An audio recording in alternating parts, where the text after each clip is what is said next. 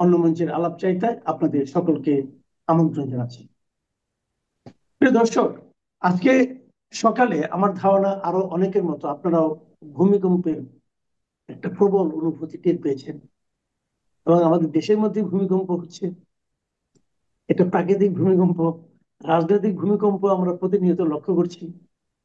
এবং কে কাকে, কার ভূমিকম্প দিয়ে কাকে ঘায়েল করা যায় তারও যেন প্রবণতা আমরা দেখছি।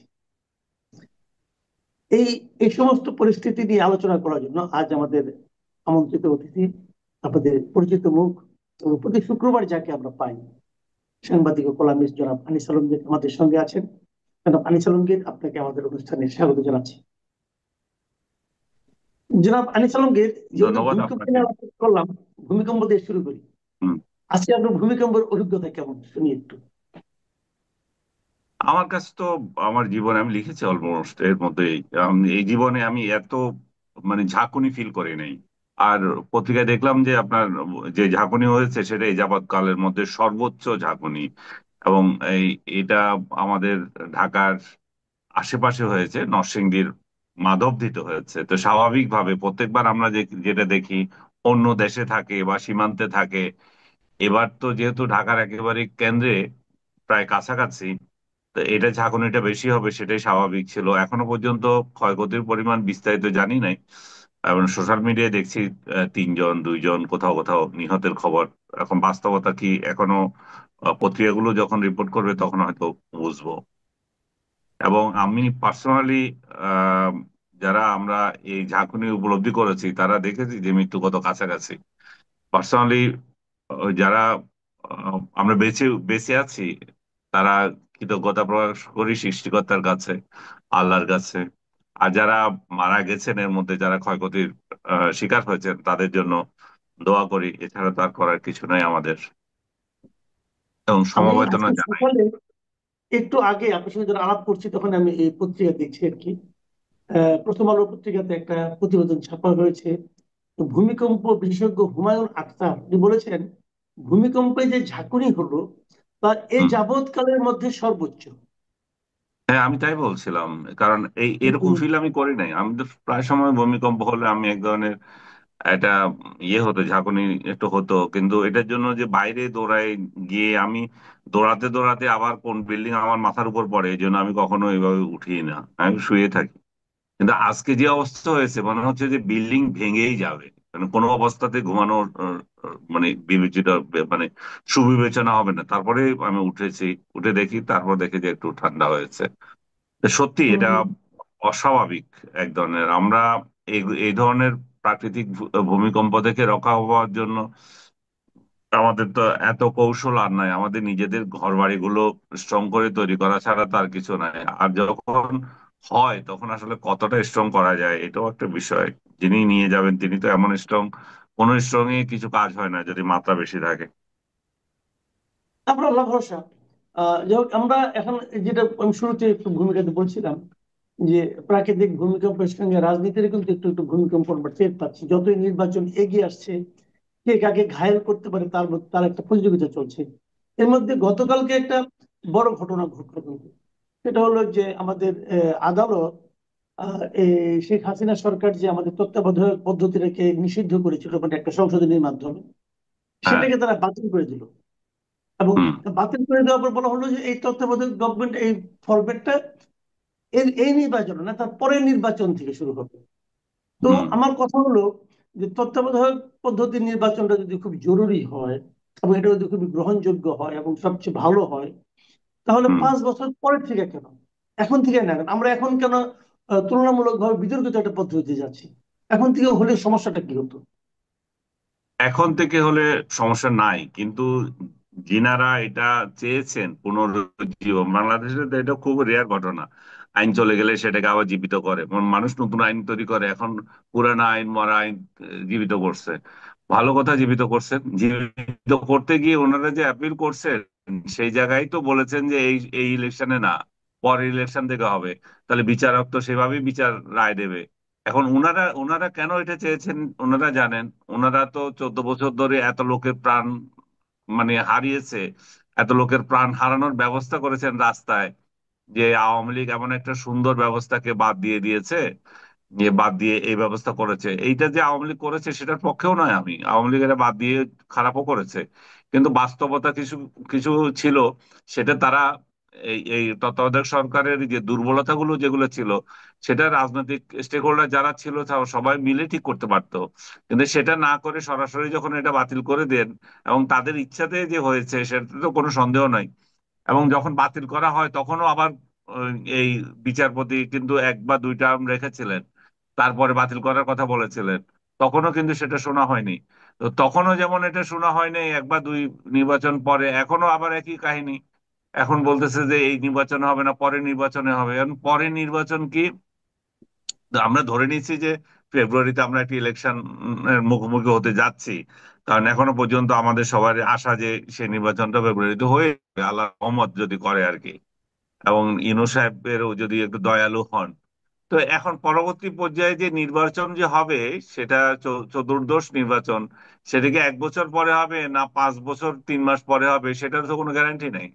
কারণ যে নির্বাচন এখন হতে যাচ্ছে, সেটাতে একতরফা নির্বাচন হতে যাচ্ছে। আমি আজকে দেখলাম ইলেকশন কমিশন বলছে যে যারা, যাদেরকে এই সংলাপে ডাকা হয়নি, দ্যাট মিনস যে সংস্কার কর্মসূচিতে যাদেরকে ডাকা হয়নি, তারা কিন্তু নির্বাচনেও অংশ নিতে পারবেন, এটা কোনো বাধা নেই। তার মানে ওনারা বলতে চাচ্ছেন জাসদ ওয়ার্কার্স পার্টি এবং জেপি জেপি এবং জাতীয় পার্টি, যাদেরকে আমরা এতদিন অচ্ছুত করে রেখেছিলাম, তাদেরকে এখন আসতে দিই, কারণ তাদের রাজনীতির কোনো কার্যক্রম আপনি দেন নাই। এর মধ্যে ওয়ার্কার্স পার্টির পার্টি অফিস দখল করে ফেলছে এনসিপির এক কিছু লোকজন, হুম আপনি হুম হুম জানেন হুম। কিনা জানি না।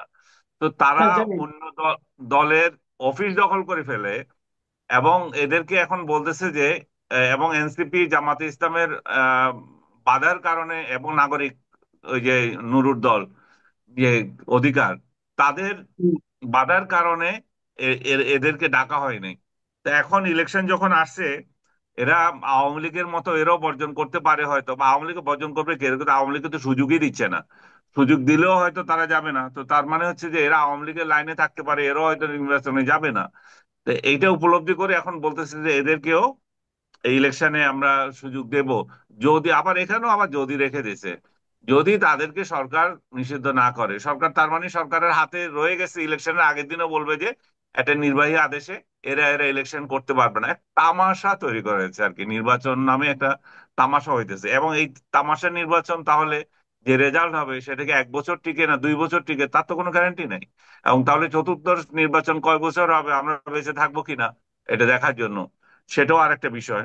আর এই নির্বাচনে এখন আওয়ামী লীগের অনুপস্থিতিতে আপনি দেখবেন যে আওয়ামী লীগের ভোট ইয়ে করার জন্য, দখল করার জন্য উঠে পড়ে লেগেছে রাজনৈতিক দল অন্যেরা, বিশেষ করে বিএনপি এবং আওয়ামী লীগ। বিএনপি এতদিন ধরে তাদেরকে অত্যাচার করেছে, এখন আবার একটু সুর নরম করছে, যাতে করে এই লোকগুলো যদি ভোট দিতে যায়, ভোট তো আওয়ামী লীগ যদি আহ্বান করে যে যাবে না, আমার মনে হয় না সেটাই সে আহ্বান মানুষ সাড়া দিবে ওইভাবে। কারণ এখানে আবার না ভোট দেওয়ার কিছু লোক আছে, তারা হয়তো যেতে পারে যে না ভোট দেওয়ার জন্য। না, তো না না ভোট তো ভোট সব জায়গায় হবে না।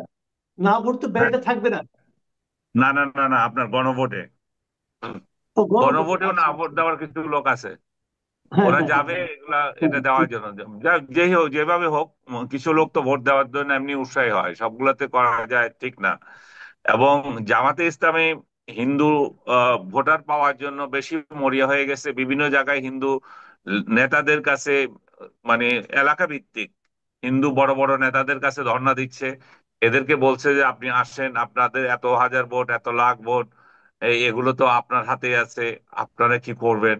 তো এরা কিন্তু নানা জায়গায় মলম দিচ্ছে যে আপনাকে, বিএনপি যেভাবে অত্যাচার করেছে এতদিন, এবং অনেক জায়গায় এটাও খবর আছে যে এদেরকে আশ্রয় দিচ্ছে, মানে আওয়ামী লীগকে আশ্রয় দেয়, এবং আওয়ামী হুম। লীগকে আহ, মানে এটা টাকা পয়সা দিয়েও সহায়তা করে, এবং এটা একটা সিম্পেথি দেখানো।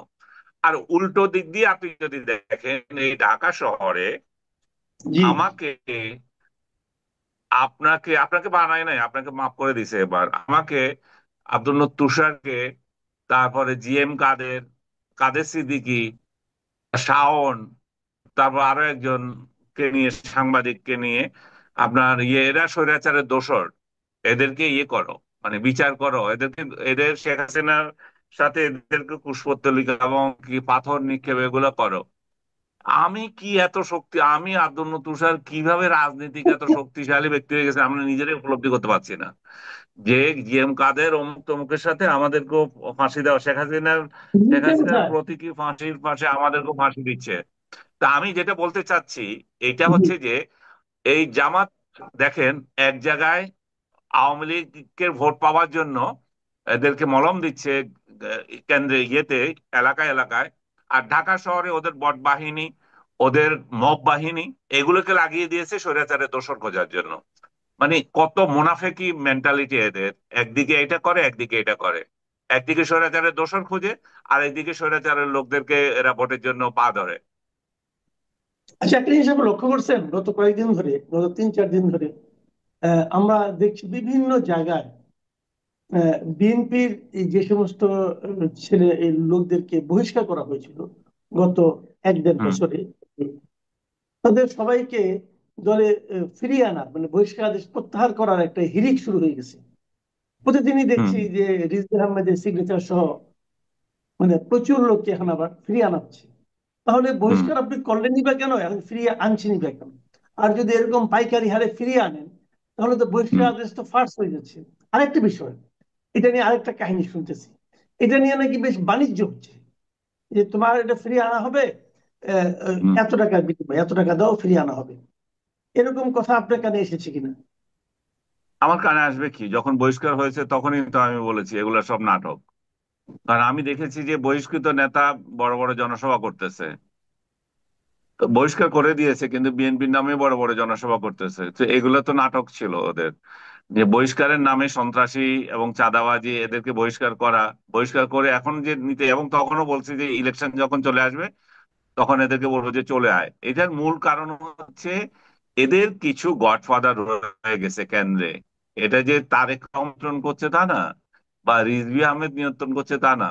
প্রত্যেক এলাকায় এলাকা ভিত্তিক কিছু গডফাদার হয়ে গেছে। মনে করেন চিটং এ একজন গডফাদার আছে, রাজশাহীতে একজন গডফাদার আছে, এবং একজন না অনেক গডফাদার আছে। এদের গডফাদার গুলো এই এই এখান থেকে চাঁদা পায়, যে চাঁদা যেগুলো দিচ্ছে এগুলো এগুলো শেয়ারও পায় এরা। এগুলো শুনতে এদের খারাপ লাগবে, এরা বড় বড় কেন্দ্রীয় নেতা কিন্তু। এরাও শেয়ার হম পায়। যাদের কাছ হম থেকে হম। শেয়ার পায় তাদেরকে নমিনেশন দেওয়া এবং এবং তাদের যখন প্রয়োজন হয় দলের, তখন তুলে নেওয়া তো খুব সহজ। এখন বলবে যে এখন যদি এরা যদি না থাকে ওই এলাকায় আমাদের প্রার্থী তো জামাতের কাছে হেরে যাবে, এবং আমাদের প্রার্থী তো অমুকের কাছে হেরে যাবে। তো এখন একটা সিম্পেথাইজ ইয়ে ইয়ে সিম্পেথি তো অলরেডি এমনি তৈরি হবেই, স্বাভাবিক এটা, কারণ নির্বাচনে যেটা হচ্ছে বড় কথা, ভোটের অঙ্ক হচ্ছে বড় কথা। এখন অঙ্ক যদি মিলাতে হয়, অঙ্কের হিসাবে জামাত যেভাবে বিএনপি আওয়ামী লীগের পা হচ্ছে, তেমনি আবার এরা আবার এই নিজেদের গুলোকে আহ, ছেড়ে দিয়ে বলবে যে আয় আমরা একসাথে এখন কাজ করি, এবং সবাই সবার স্বার্থ দেখবে, এটা স্বাভাবিক কিন্তু। কারণ এই দলগুলোতে তো নীতি আদর্শ বলে যে বড় বড় কথা বলে, সে ধরনের নীতি আদর্শ তো এরা কেউ দেখাতে পারছে না। জামাত বড় বড় কথা বলতো, ওদের তো নীতি আদর্শ মুনাফিকি। একদিকে বললাম না যেটা, একদিকে স্বৈরাচারের দোসর খুঁজে, আরেকদিকে স্বৈরাচারের রাতের বেলা দিনের বেলা পা ধরে বলছে আমাকে ভোট দাও। তো এই সমস্ত নাটক না করে ওরা সিম্পল একটা সহনশীলতার রাজনীতিতে যেতে পারে। এরা যার যেভাবে যে অবস্থান আছে সেভাবে থেকে যে কিভাবে এই দেশটাতে শান্তি শৃঙ্খলা ফিরে আসে, কিভাবে একটা শান্তিপূর্ণ নির্বাচন হয় সেটা দেখতে পারে। আমি এখন ইনক্লুসিভ ইলেকশনের কথা এখনো বলবো, কারণ আমি জানি যে ইনক্লুসিভ ইলেকশন হচ্ছে না। সেটা ডক্টর ইউনূসই চায় না, সেটা এই রাজনৈতিক দলগুলো চায় না। কিন্তু না চাইলেও আমরা বলবো যে একটা ইনক্লুসিভ ইলেকশন হোক। তো কিন্তু এটা না হওয়া সত্ত্বেও বলবো যে যে তারপরও ইলেকশনটা যাতে শান্তিপূর্ণ হয়, এবং এই যে সরকার এখন জগদ্দল পাথরের মতো বিনা ভোটে বিনা ইয়েতে মানে ম্যান্ডেটে মানুষকে শাসন করছে, এবং সেই শাসনের ফলে রাষ্ট্রে যে স্থবিরতা দেখা দিয়েছে, সেই শাসনের ফলে যে আমাদের বন্দরগুলো মানে বিনা বিনা ইয়েতে বাধায় এবং মানে চল চাতুরি করে, বিশেষ করে আপনি তো জানেন শেখ হাসিনা যেদিন ফাঁসির আদেশ হচ্ছে সেদিন গোপনে এই অন্য দেশকে দিয়ে দিচ্ছে। তো নিজের দেশের সম্পদ এভাবে বিদেশিদের হাতে তুলে দেওয়ার যে চক্রান্ত, সেগুলোকে দমন করা যাবে। আমি জানি না এটা আদালত থামাবে কিনা। আদালত তো বহুবার বলে যে এই ধরনের ঘটনাগুলোতে যায়, কোনো একটা ব্যক্তি যায় রিট করে, তখন বলে যে এটা পর্যালোচনা করা হোক। কিন্তু ডক্টর ইউনূসের আমলে তো কোনো কিছু রিট করারই সুযোগ নাই। ওনার সেই সনদ থেকে, জুলাই সনদ থেকে কোনো কিছুতে রিট করার সুযোগ নাই। এবং হুম, জুলাই সনদেরও চ্যালেঞ্জ করার কোনো উপায় নাই, কারণ কেউ চ্যালেঞ্জ করতে পারছে না। এই যে এই যে বন্দরগুলো বিদেশিদের হাতে তুলে দিচ্ছে, সেটাতেও কোনো চ্যালেঞ্জ নাই। তো এই চ্যালেঞ্জহীন সমাজ কতদিন চলবে? অথচ আমরা ধরে নিচ্ছি যে 2 দিন পরেই একটা নতুন সরকার আসবে। তো নতুন সরকারের কাজ কি? নতুন সরকারে আসার আগে যে এমপিরা নির্বাচিত, সেই এমপিদের কাজ কি? কিছুই তো দেখতেছে না। এমপিরাও ওইখানে যায়, ওই জুলাই সনদে হাঁ বলতে হবে। ওনাদের কাজ নাই, যেটা আমরা চুক্তি করে ফেলছি অলরেডি। আমরা এটা কি বলে, আদেশ জারি করে ফেলেছি, আদেশে হাঁ বলুন। আর এদিকে আপনি ক্ষমতায় আসেন আর না আসেন, আমরা আগে ভাগ বাটোয়ারা করি, যার যেখানে যেখানে বিলি করার, যেগুলো বিদেশিদেরকে দেওয়ার, এবং কোন রেটে এটা, কোন আন্ডার টেবিল ডিল হয়েছে সেটাও জাতি জানে না। কোন ক্লজ আছে এখানে, কয় বছরের জন্য, সেটা একটুখানি শুনেছি, কিন্তু চুক্তির বিশেষ শর্তগুলো কি সেটাও কেউ জানে না। তো এই ধরনের একটা অরাজকতা থেকে রক্ষা পাওয়ার জন্য তো একটা নির্বাচিত সরকার খুবই জরুরি হয়ে গেছে, সেটা যতই থার্ড ক্লাস হোক। হুম। আচ্ছা, একটা আমি শেষ প্রশ্ন করে আপনি বলি, একটু অন্য ধরনের ব্যাপার। যে আমরা কালকে একটা ঘটনা দেখলাম যে এনসিপি ওই বহুল আলোচিত সেই রিক্সা চালক সুজন মিয়াকে তাদের মনোনয়ন দিয়েছে ঢাকা 8 আসনে। এটা নিয়ে নানা জন নানা কথা বলছে। কেউ বলছে হ্যাঁ, তাদেরও তো নিশ্চয়ই কিছু বলার আছে, এবং এটা যেটা গণমানুষের দল সেটা প্রমাণ হচ্ছে। আবার কেউ বলছে এটার মাধ্যমে একটা নাটক তারা করছে। এই যে এই ধরনের নানা ধরনের প্রসঙ্গ হচ্ছে, আপনি এই বিষয়টাকে আসলে কিভাবে দেখেন? মির্জা আব্বাস একজন শক্তিশালী প্রার্থী ঢাকা 8 আসনে। ওনার বিরুদ্ধে যারাই দাঁড়াবে তাদের অবস্থান কি হবে আমি জানি না। এখন এনসিপির মনা আরেকজন তো এখানে দাঁড়িয়েছে, অলরেডি তাদের লোক এখানে আছে। তারপরে একটা রিক্সাওয়ালাকে এখানে আনা মানে মহা নাটক, নাটকের উপরে নাটক। কারণ তারা জানে যে এই আসন তাদের, তাদের এই এই জিতলেও হবে, ওই জিতলেও হবে, আর না জিতলে তো আমরা পাচ্ছি না, কারণ মির্জা আব্বাস অনেক শক্তিশালী প্রার্থী। তো এই নাটকের হুম, পেছনে আরেকটা বড় জিনিস আছে। আপনি সোশ্যাল মিডিয়ায় দেখবেন যে রিক্সাওয়ালারা যেখানে সেখানে গালি দিচ্ছে, যে এই জন্যই তো আমরা সরকার পরিবর্তন করি নাই। এখন আরেকটা রিক্সাওয়ালাকে দিয়ে দেখালো যে রিক্সাওয়ালারা এখনো আছে এদের পেছনে, এনসিপির পেছনে, কিন্তু কোনো রিক্সাওয়ালা নাই। সব রিক্সাওয়ালাদেরকে গালি দেয়।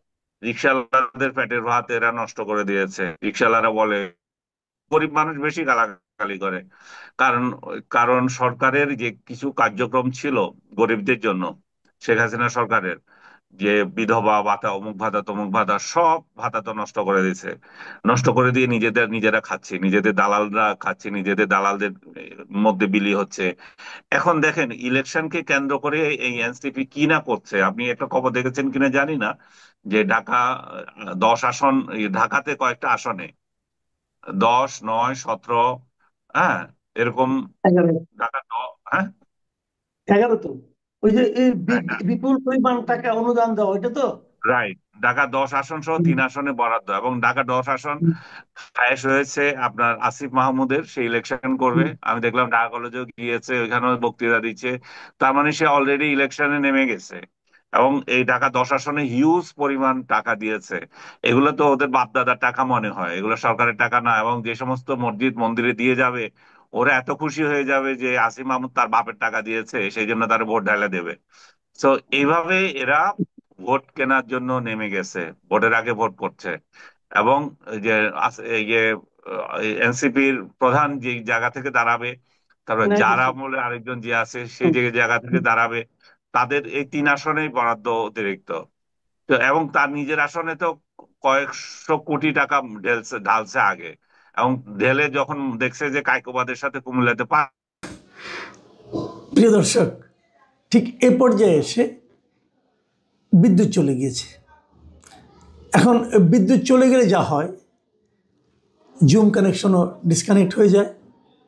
আমাদের কথা শেষ করতে পারিনি, কিন্তু শেষ করতে না পারলেও নিশ্চয়ই আপনারা বুঝে গেছেন যে আমার শেষ প্রশ্নের জবাবে আনিস আলমগীর কি বলতে চেয়েছিলেন। সে অব্যক্ত কথা, অনুচ্চারিত কথা, আমার ধারণা আপনারা গত বেশ কিছুদিন ধরে দেখে দেখে টের পেয়ে গিয়েছেন যে দেশে আসলে কোন ধরনের গণতন্ত্র চলছে। প্রিয় দর্শক, অনুষ্ঠানের শুরুতে আমি ভূমিকম্পের কথা বলেছিলাম এবং সেই সঙ্গে এটাও বলেছিলাম এই ভূমিকম্প আমাদের জন্য, ভূমিকম্পটা ছোট কিন্তু আমাদের গায়ে লেগেছে অনেক বেশি। ঠিক রাজনীতির যে ভূমিকম্প দেশে চলছে, হয়তো এটা তেমন বড় কিছু নয়, এর চেয়েও বড় ভূমিকম্প আমরা রাজনীতিতে আগেও দেখেছি, কিন্তু এবার যেন গায়ে লাগছে বেশি। কেন লাগছে বেশি? কারণ এবার আমাদের প্রত্যাশা ছিল বেশি।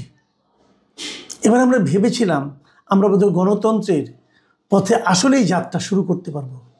আমরা ভেবেছিলাম আমরা একটা জাতিকে একত্রীকরণের, জাতিকে ঐক্যবদ্ধ করার একটা রাস্তায় বোধহয় আমরা হাঁটতে পারবো। সাহেবের একক সিদ্ধান্তের উপর নির্ভর করে না। ফেরত দেওয়ার বিষয়টা তো আসলে একটা রাষ্ট্রীয় সিদ্ধান্ত এবং ভারত সেটা নিবে। কারণ ভারত সেটা নিবে কি নিবে না, এর সঙ্গে শুধু নিয়ম বা আইন জড়িত না, তাদের রাজনৈতিক দৃষ্টিভঙ্গিও জড়িত থাকবে। তাদের যে রাজনীতিবিদদের বা ক্ষমতাসীন রাজনৈতিক দলের যে দৃষ্টিভঙ্গি সেটাও জড়িত থাকবে। এবং একই সাথে আহ বিগত প্রধানমন্ত্রী শেখ হাসিনার ভারতীয় যারা মিত্র তাদের প্রভাবও জড়িত থাকবে। ফলে আমার কাছে মনে হয় না যে বিষয়টা এত সহজ যে উনি গেলেন আর সাথে করে এরকম অপরাধী নিয়ে ফেরত আসলেন, অভিযুক্ত অপরাধী নিয়ে। ব্যাপারটা সেরকম না। এটা আসলে এক ধরনের কল্পনার মতো যে উনি গিয়েছেন নিয়ে আসবেন, ব্যাপারটা এরকম না। আর এই ওনার যাওয়াটা তো একটা আঞ্চলিক নিরাপত্তা সম্মেলনকে উদ্দেশ্য করে, কিন্তু একই সাথে তিনি আগের দিন গিয়ে যে দেখা করছেন, এই দেখাটা কেন করছেন বা কি, এটার তো কোনো উপযুক্ত ব্যাখ্যা নাই। তারা মিটিং করছেন, এখন এই মিটিং এ কি কি আলোচিত হলো এটা যদি আমরা জানতে পারতাম তাহলে এটা নিয়ে মন্তব্য করতে পারতাম। তবে এই মিটিংটি একটি অসম বৈঠক। এই কারণে অসম বৈঠক যে পদের দিক থেকে সমান হলেও নিরাপত্তা বিষয়ক ক্ষেত্রে অজিত দোভালের যে দীর্ঘ অভিজ্ঞতা আছে বা বা তার যে কর্মজীবন আছে তার তুলনায় খলিল সাহেবের বিষয়টি তো অত মানে লম্বা না। উনি মূলত সিভিল ব্যুরোক্র্যাট ছিলেন এবং উনি যে নিরাপত্তা উপদেষ্টা হতে পারেন এটা উনি নিরাপত্তা উপদেষ্টা হওয়ার আগে পর্যন্ত আমরা কেউ বুঝি নাই। তো যে কারণে আমার কাছে মনে হয় যে এটা একটা অভিজ্ঞতার দিক থেকে অসম বৈঠক, ক্ষমতার দিক থেকে অসম বৈঠক। ওইখানে দুবাল সাহেব যে ক্ষমতা এনজয় করেন সেই ক্ষমতা আমার ধারণা এখানে আমাদের উপদেষ্টা এনজয় করেন না। ফলে আমরা ঠিক বলতে পারি না যে কি নিয়ে আলাপ হচ্ছে। তবে এই আলাপের ফলাফল আমরা উপলব্ধি করতে পারবো কিছুদিনের মধ্যে, কেননা নিশ্চয়ই আলাপে তো কোনো সিদ্ধান্ত হবে বা ঐক্য হবে অথবা মতের অমিল হবে। ফলে যেটাই ঘটুক না কেন এটার একটা ফলাফল নিশ্চয়ই দৃশ্যমান হবে আগামীতে আমাদের সরকারের আচরণ এবং ভারতীয় সরকারের আচরণের মধ্যে দিয়ে।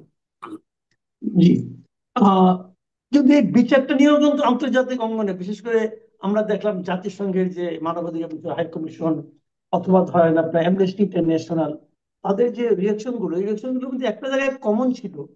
একটা তেমনি কমন ছিল এই মৃত্যুদণ্ডের ব্যাপারে তাদের তো ওই দেশগুলোর যে এক ধরনের নীতি আছে সেটা তো একটা ছিলই, ওটাকে যদি আমি বাদও রাখি, আরেকটা জিনিস কমন ছিল সেটা হলো যে এই মামলার পরিচালন যে প্রক্রিয়া, এটা নিয়ে তারা মানে কিছুটা আপত্তি করেছে এবং বলেছে যে এটা একটু মানে আপনার দৃষ্টিকটু ভাবে খুব দ্রুততার সঙ্গে কাজটা করা হয়েছে। তো এই বিষয়টা কি আপনি মানে কেমন, আপনি এটাকে কিভাবে মূল্যায়ন করবেন? পৃথিবীর বহু দেশে এখন ক্যাপিটাল পানিশমেন্ট রহিত, যে কারণে মানবাধিকার সংস্থাগুলি বিশেষ করে অ্যামনেস্টি ক্যাপিটাল পানিশমেন্ট হলেই সেটা নিষেধ করে, বলে যে ক্যাপিটাল পানিশমেন্ট ঠিক না, অন্য সর্বোচ্চ শাস্তি দিতে বলে। তো এটা তো তারা বলবেনি, এটাও তাদের নিয়মিত প্রতিবাদ বা নিয়মিত জি। মন্তব্যের অংশ। যে কোনোখানে যে কেউ ক্যাপিটাল পানিশমেন্ট পেলেই তারা যদি মন্তব্য করেন তাহলে প্রথমে বলেন যে এইটা ঠিক না। আর এরপরে তারা যেটা বলেন সেটা হচ্ছে যে তারা প্রসেসটাকে পরীক্ষা করেন, কেননা তাদের পরীক্ষা করার কতগুলি পদ্ধতি আছে। তারা একটা প্রোটোকল তৈরি করেছেন যে প্রোটোকলের মধ্যে তারা যে কোনো বিচারকে ফেলে দেন।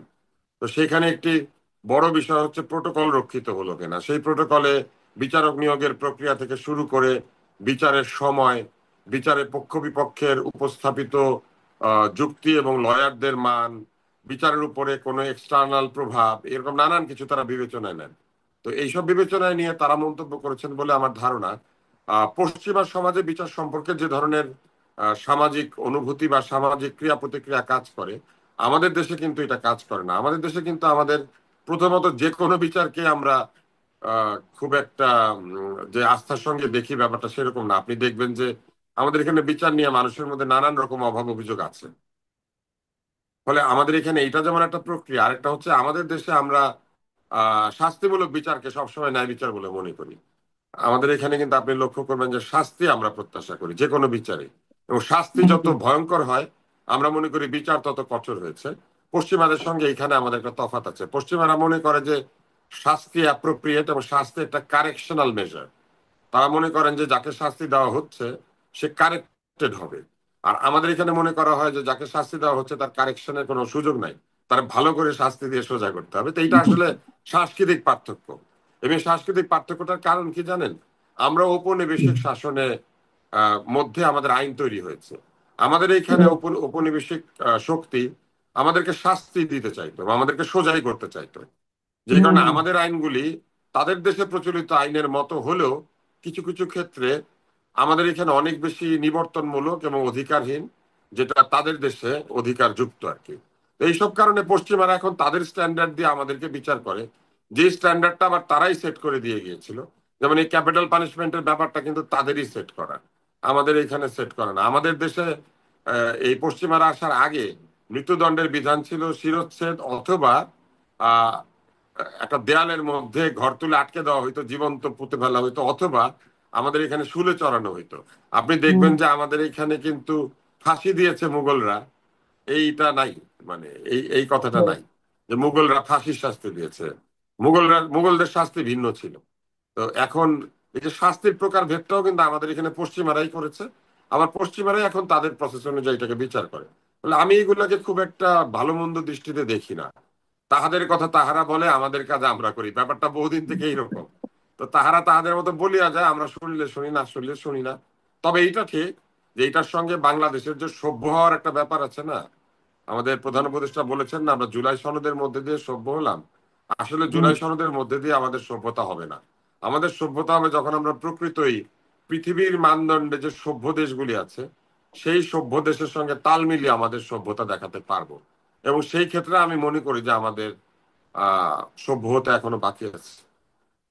আচ্ছা, আরেকটা জিনিস, আজকে ইলেকশন কমিশনের সঙ্গে পলিটিক্যাল পার্টিগুলো মিটিং করেছে।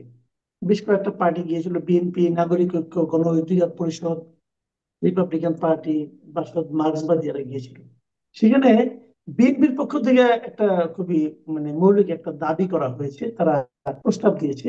তারা বলেছে যে নির্বাচনে নির্বাচন কমিশনের যে নিজস্ব কর্মকর্তা আছে তাদেরকেই রিটার্নিং কর্মকর্তা অথবা সহকারী রিটার্নিং কর্মকর্তা নিয়োগ করার প্রস্তাব দিয়েছে। তো এটা কি আপনার কাছে অবাস্তব মনে হয়, নাকি এটা করা সম্ভব বলে মনে হয়?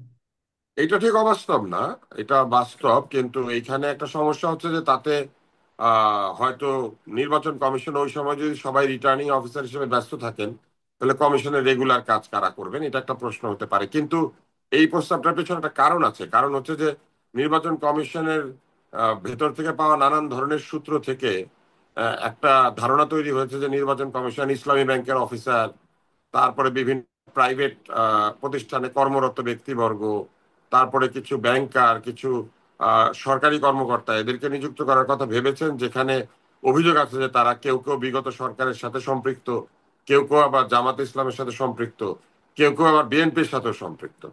ফলে এই বিষয়টাকে এড়ানোর জন্যই মনে হয় তারা এই সংখ্যাটাকে ছোট করে নির্বাচন কমিশনের ডিরেক্ট কর্তৃত্বে থাকা লোকদেরকে ব্যবহার করতে বলেছেন। এটা মূলত নির্বাচনের আগে নির্বাচনের রিটার্নিং অফিসারদের নিরপেক্ষতা রক্ষার জন্য বিএনপির একটা প্রক্রিয়া আর কি।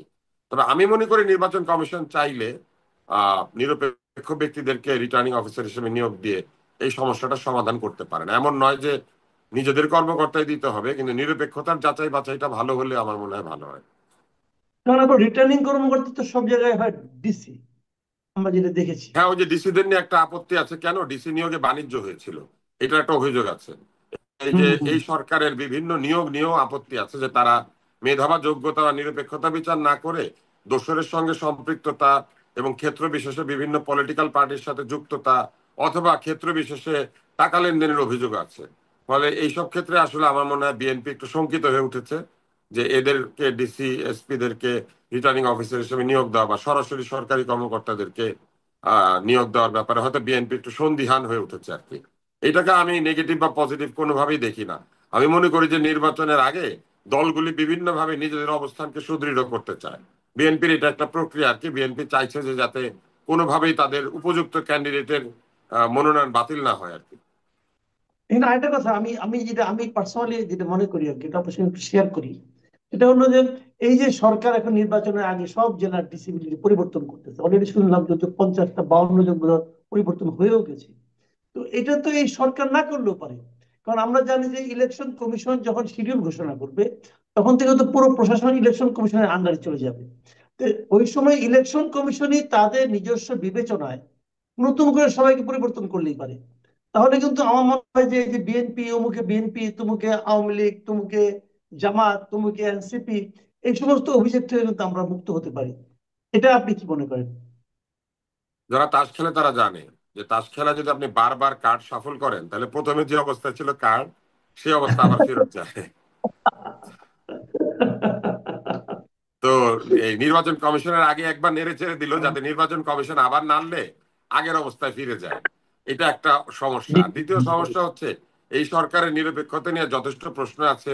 বিএনপি সরাসরি প্রশ্ন তুলেছে এবং তাদেরকে বলেছিল যে নির্বাচনের তফসিল ঘোষণার সাথে সাথে তারা যেন তত্ত্বাবধায়ক সরকারের মতো আচরণ করেন, অন্তর্বর্তী সরকার না থাকেন।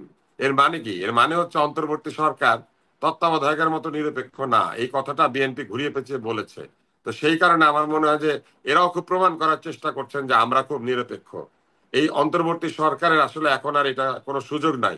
এই অন্তর্বর্তী সরকার যে নিরপেক্ষ না, এটা তারা বেশ ভালোভাবে প্রমাণ করেছেন। ফলে এখন তারা যাই করেন না কেন, এইটা বরং তাদের এই অনিরপেক্ষতার যে চেহারা তৈরি হয়েছে সেটাকে কোনোভাবেই মোচন তো করবেই না।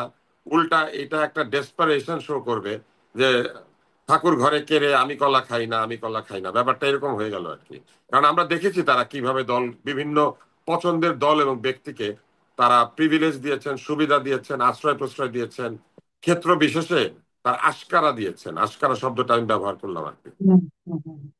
তাহলে এটা কি তাহলে নির্বাচনের নিরপেক্ষতাকে এই সরকার তাহলে বজায় রাখতে পারবে আলটিমেটলি? আপনার কি মনে দেখেন, হয় এই এখানে? সরকারের নিরপেক্ষতার জায়গাতে বেশ কিছু প্রশ্ন তখনই তৈরি হয়েছে যখন সরকারের ভেতরে থাকা একজন ব্যক্তি বের হয়ে রাজনৈতিক দল গঠন করেছেন। তিনি কি জানতেন না তিনি রাজনৈতিক দল গঠন প্রক্রিয়ার সাথে যুক্ত? উনি কি হঠাৎ সকালবেলা সিদ্ধান্ত নিয়েছেন আর বিকালে বের হয়ে গিয়েছেন? মোটেও না। এই প্রক্রিয়াটা যখন সম্পন্ন হচ্ছিল, এই সম্পন্ন হওয়ার প্রক্রিয়ার মধ্যে নিশ্চয়ই এই দলের যিনি সভাপতি হয়েছেন তার যুক্ত থাকারই কথা।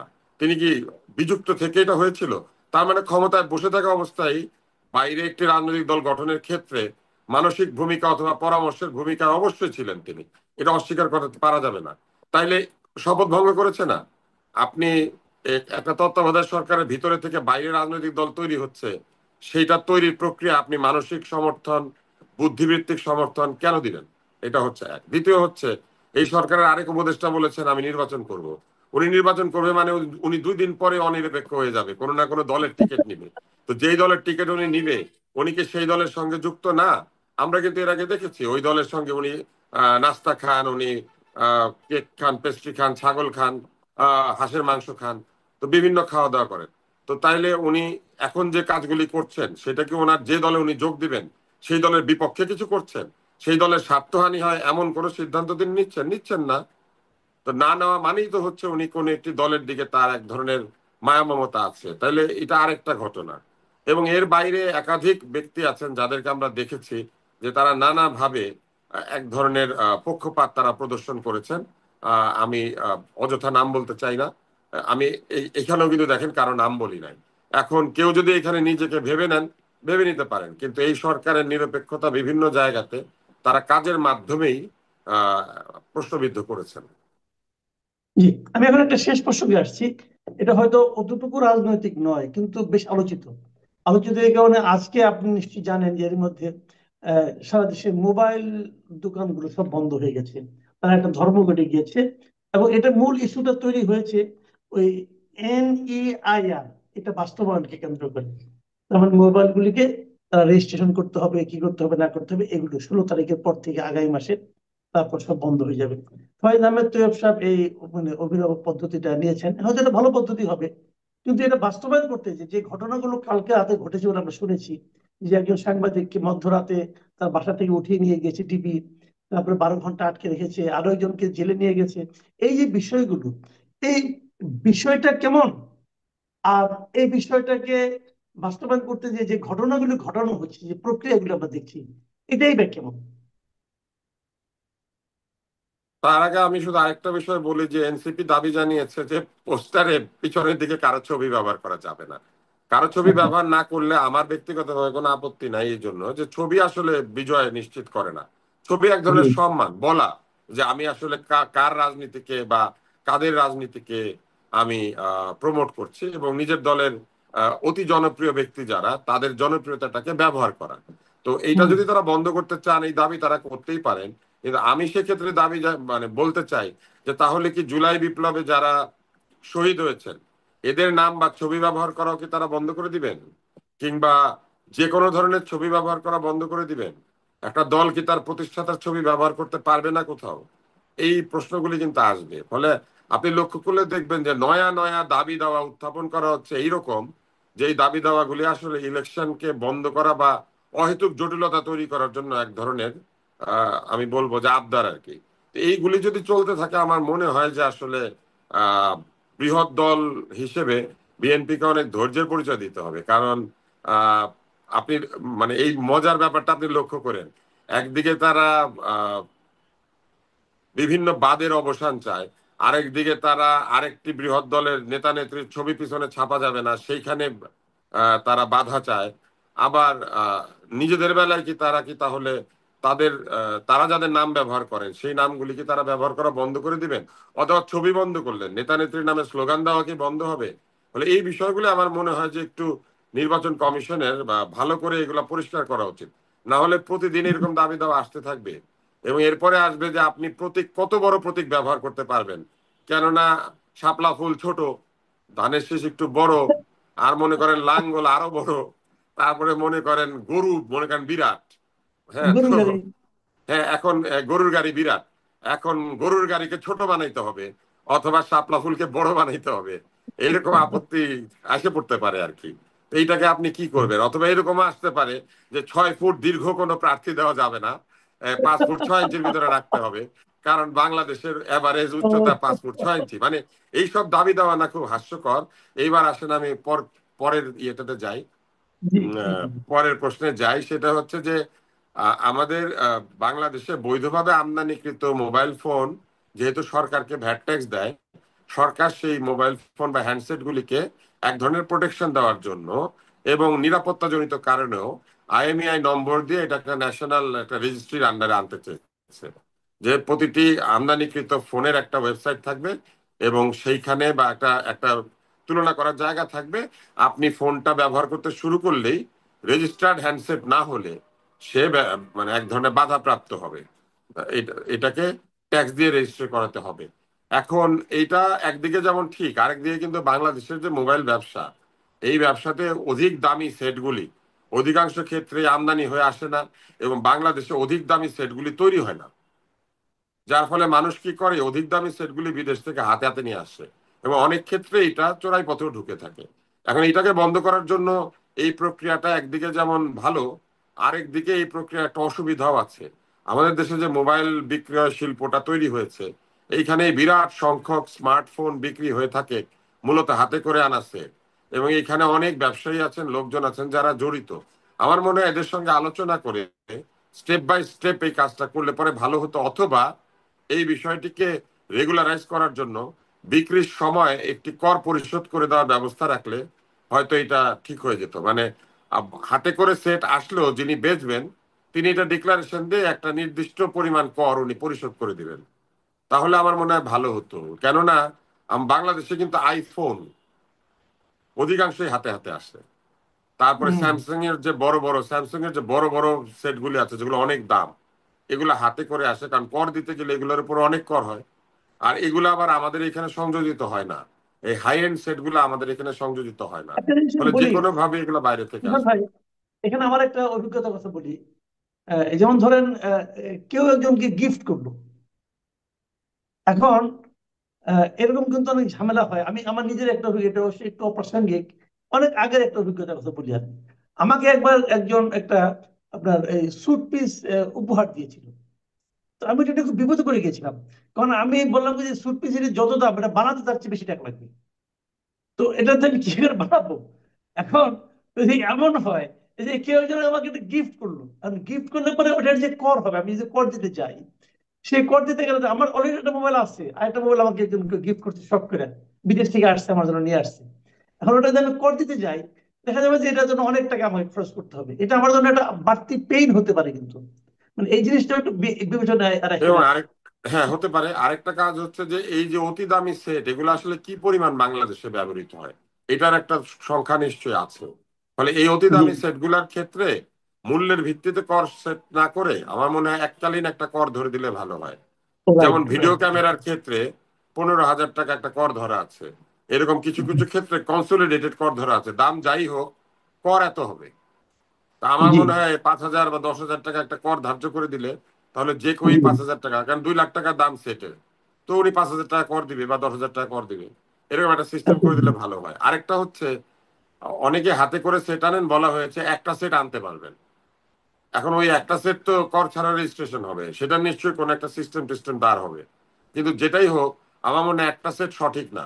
একজন ব্যক্তি যদি বহুদিন বিদেশে থাকেন অথবা বেশ কিছুদিনের জন্য বিদেশে গিয়ে হাতে করে একটা সেট আনেন, এমন হতে পারে যে তার অ্যাডাল্ট বাচ্চা আছে, একটা বউ আছে, তো ওনারা অন্তত 2টা সেট আনতে দেওয়া উচিত। আমি মনে করি না যে একটা সেট এটা কম হয়ে যায়। আচ্ছা, আর এই উনি যে নিজে যদি একটা রাতের বেলা নিজের যে জন্য নতুন ধরে কিনেন, না, এটাই কি বলবেন? উনি নিজে যদি একটা নতুন কিনেন, তাহলে স্ত্রীর জন্য একটা কিনতে চাইতে পারেন। তাহলে উনি হ্যাঁ, একটা কিনলেন, তাহলে 2টা নতুন হয়ে গেল তো। তাহলে উনি 2টা নতুন সেট হ্যাঁ। নিয়ে ঢুকবেন কিভাবে? তা এই জন্য আমার মনে হয় অন্তত 2টা থাকা ভালো। আর ওই রাতের বেলা যে ধরে আনার ব্যাপারটা, ওটার সম্পর্কে কিছু বলবেন কিনা? আচ্ছা, এই জিনিসটা আসলে একটা ব্যাড প্র্যাকটিস, এগুলো হচ্ছে ক্ষমতার প্রদর্শনী। মানুষ যদি হুম। প্রতিবাদ করতে চায় করুক না, এই মোবাইলওয়ালারা প্রতিবাদ করে মানে কি করবে আসলে? ধরেন বিরাট প্রতিবাদ করলো, মোবাইল ফোন বন্ধ রাখলো, বেচলো না, মেরামত করলো না, ধরেন এর চেয়ে বেশি কি করবে আসলে? এত সহজে যদি আমরা শক্তি প্রয়োগ করতে শুরু করি এবং আমরা প্রশাসনিক শক্তি দেখাতে শুরু করি, আমার মনে হয় সেইটা যারা এটা প্রয়োগ করেন তাদের অধৈর্য এবং তাদের এক ধরনের ক্ষমতা প্রদর্শনের আকাঙ্ক্ষাকে প্রমাণিত করে। এবং এই যে আইনটাতে উনি করে যাচ্ছেন, ধরেন নির্বাচিত সরকার এসে কিন্তু এটা বাদ দিয়ে দিতে পারে, কালকে দিতে পারে না। হুম। তো এই মাত্র 2-3 হুম। মাসের জন্য এই বাহাদুরি না করাটাই মনে হয় আমার মনে হয় ভালো। তার মধ্যে উনি একজন বিদেশি নাগরিক, ওনার দেশে তো এই জিনিসই নাই, মোবাইল ফোন নিয়ে ওরা মাথা ঘামায় এইভাবে আমাদের মতো। কে কোনটা কোন দেশ থেকে আনলো, কোথা থেকে ঢুকলো, কোথা থেকে গেল না, উনি নিয়ে যে দেশে থাকেন অন্তত ওই দেশের নিয়মগুলো এখানে একটু চালু করে দিলেই তো পারে, কিন্তু সেটা তো করছে না। তো এই জন্য আমি মনে করি যে আহ, এগুলা আসলে ক্ষমতার নগ্ন প্রদর্শনী। ক্ষমতা চিরকালই প্রদর্শন করে নগ্নতায়। আপনি নিশ্চয়ই সেই গল্পটা জানেন যে রাজার একটি অদৃশ্য কাপড় সেলাই করলো জি। তার চামচারা। রাজা হাটে নগ্ন, একটা শিশু বলে বসলো, এ কি রাজা, তুমি তো নগ্ন। এর আগে পর্যন্ত কেউ বলে নাই যে রাজা নগ্ন। তো ক্ষমতার এই নগ্নতা চিরকালই প্রদর্শিত হতে থাকে। আমাদের জি। মতো দুই একজন শিশু সুলভ ব্যক্তি হঠাৎ বলে উঠে যে রাজা তুমি তো নগ্ন। আমাদের এই শিশু সুলভ বিষয়টিকে ক্ষমার দৃষ্টিতে দেখাই ভালো। আমরা শিশু, আমরা বুঝি না। শিশু আর উন্মাদ ছাড়া তো কেউ নিরপেক্ষ হতে পারে না। তো এই জন্য আমরা হয় শিশু নইলে উন্মাদ, এবং এই উন্মাদ শিশু আমরা কথাবার্তা বলি, এইটা এইভাবে দেখাই ভালো। কিন্তু এই যে ধরে নিয়ে যাওয়া হয়েছে তাকে, সে এমনকি একটি বড় আহ কোন পত্রিকার সম্পাদকও না, এই পত্রিকাটা মৃতপ্রায়, এটার রাইট। অনলাইনও মৃতপ্রায়। ফলে এই জিনিসটা করে আর রাতের তুলে নিয়ে যাওয়ার কি আছে, দিনের বেলা নিলেই তো হইতো, মানে রাতের 12টায় নিতে হবে মানে এগুলো